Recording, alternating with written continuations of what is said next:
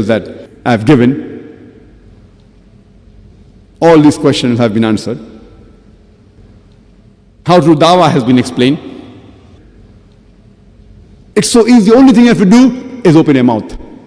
The non-Muslim society can be divided into further three categories. One is the category hawaasni musliman tahin garee sadiitti qoodama. Kutaan duraa warra amantii qabu. Hawaasa musliman tahin kanneen gara lixaatti argaman keessaa irra hedduun isaanii kiristaanota. Garuu kanneen keessaa kan seeraan amanticha hordofan muraasa. Isaan kitaaba macaafa jedhamu jala deeman. Biyyoota akka Indiyaa keessatti irra hedduun isaanii amantii Hinduu hordofan. Kanneen keessaa kan seeraan amanticha hordofan muraasa. Ummata kanneen itti da'waa godhuuf wanni faayidaa qabu. Ta'aalaw ilaa kalimatin sawaa'in baynanaa wa baynakum. Gara jechanuu fi isin jidduutti wal qixa taatee khoottaa kan jiru kan. Jechi duraa sun kamii? Allaa na'buda illa Allah. Rabbi malee waan biraa kan gabbarre. Waa'ee Rabbii tokkichaa isaaniif mirkaneessuudhaaf kitaabban isaanirraa isaaniif himuu qabna. Da'waa keessatti wanti haalaan barbaachisaa ta'e tokkichummaa Rabbii mirkaneessuudha. Wanni achiin booda jiru hundi lama farratti argama. Nama musliman taane tokkoof waa'ee tawhiidaa yoo mirkaneessuu hin dandeenye, waa'ee tokkichummaa Rabbii yoo mirkaneessuu dadhabne bu'aa qabeessan ta'an. Waa'ee barumsa Islaamaa waan birootti himuu dandeessa. Haa ta'u malee namni sun shirkii dalaguu isaa yoo itti fufu ta'e araaramni isaaf hin godhamu. Shirkiin Islaama keessatti dilii guddoodha. Rabbiilleen nama akkasiitiif araaramuun mangoone. Yoo osoon du'iin dura tawbaa deebi'e malee.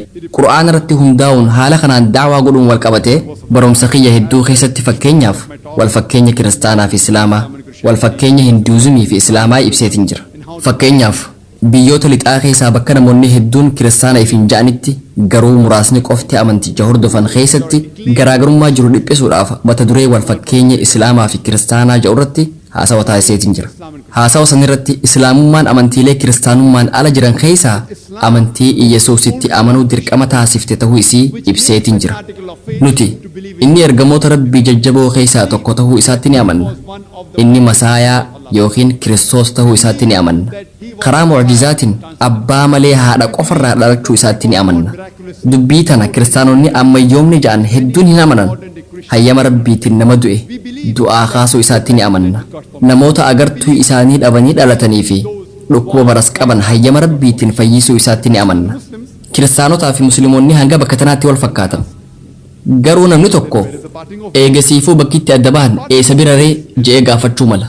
Bakki itti adda taanu kiristaanonni hedduun kanneen Yesuus Kiristoos aangoo gooftummaa fudhatee jira ja'antu jira. Angooftaadhaa je'e ja'an. Dhugumatti yoo macaafa dubbistan himni shakkii hin qabne tokkolleen kitaaba guutuu keessaa bakki Yesuus Kiristoos nageenyi Rabbii irratti haa jiraatu arraba isaatiin an waaqa yookiin ammoo ana nagabbaraa je'e hin jiru. An barataa amantii wal bira qabee qoratu macaafa guutuu isaa dubbiseetiin jira. Himni shakkii hin qabne tokkolleen kitaaba guutuu keessaa bakki Yesuus Kiristoos nageenyi Rabbii irratti haa jiraatu arraba isaatiin an waaqa yookiin ammoo ana nagabbaraa je'e hin jiru. Dhugumatti yoo macaafa dubbistan Yesuus Kiristoos nageenyi Rabbii irratti haa jiraatu arraba isaatiin Wangeela Yohannis boqonnaa 14 lakkoofsa 18 irratti abbaan kiyya na caala jedhe. Wangeela Yohannis boqonnaa 10 lakkoofsa 29 irratti abbaan kiyya hunduma caala jedhe. Wangeela Maatiyos boqonnaa 12 lakkoofsa 28 irratti an hafuura Waaqayyootiin hafuura hamtootaa baasa jedhe. Wangeela Luqaas boqonnaa 11 lakkoofsa 20 irratti an humna Waaqayyootiin hafuura hamtootaa baasa. Wangeela Yohannis boqonnaa 5 lakkoofsa 30 irratti an ifirraa kaasee waan takkallee dalaguu hin danda'u waan dhagaheen murteessa. Murteen tiyyaas san haqaati. An fedhinnaa tiyya faana bu'uu hin danda'u. Fedhinnaa abbaa kiyyaa jalaan deemaa jedhe. Namni fedhinnaa tiyya osoo hin taane fedhinnaa Rabbii ol aanaatiin guutuu fedha jedhe Muslima. Yesuus Kiristoos nageenyi Rabbii irratti haa jiraatu Muslima. Ifaan ifatti kitaaba hojii ergamtootaa Acts boqonnaa 2 lakkoofsa 22 irratti dhagaa yaa uummata Israa'el Waaqayyoo harka Yesuus nama Naazireet kanaan hojii aangoo isaa dinqii fi milkita garagaraa kan isin beeytan isin jidduutti hojjechuu isaatiin fudhatamaa isa godhee ja'a. Waaqayyoo harka Yesuus nama Naazireet kanaan hojii aangoo isaa dinqii fi milkita garagaraa kan isin beeytan isin jidduutti hojjechuu isaatiin fudhatamaa isa godhe. Kanaafuu yoo macaafa isaanii dubbistan kitaabuma isaanii keessaa Yesuus Kiristoos nageenyi Rabbii irratti haa jiraatu aangoo gooftummaa fudhachuu dhabuu isaa mirkaneessuu dandeenya. Inni ergamaa Rabbii ol aaneeti. Kitaabuma isaanii keessaa waa'ee dhufiinsa ergamaa xumuraa fi goolabbii Nabi Muhammad sallallahu alaihi wasallam kitaabuma isaanii keessaa mirkaneessuu dandeenya. Kanuma qofarratti haasawa dheeraa godhuu dandeenya. kakuu haarawaa kitaaba Dutroonoomii yookiin keessa deebii boqonnaa 18 lakkoofsa 18 kitaaba Isaa yookiin Isaayyaas raajichaa boqonnaa 29 lakkoofsa 12 Song of Solomon yookiin weedduu boqonnaa 5 lakkoofsa 16 kakuu haarawaa wangeela Yohannis boqonnaa 14 lakkoofsa 16 wangeela Yohannis boqonnaa 15 lakkoofsa 26 wangeela Yohannis boqonnaa 16 lakkoofsa 7 wangeela Yohannis boqonnaa 16 lakkoofsa 12 hanga 14 tti himamee jira.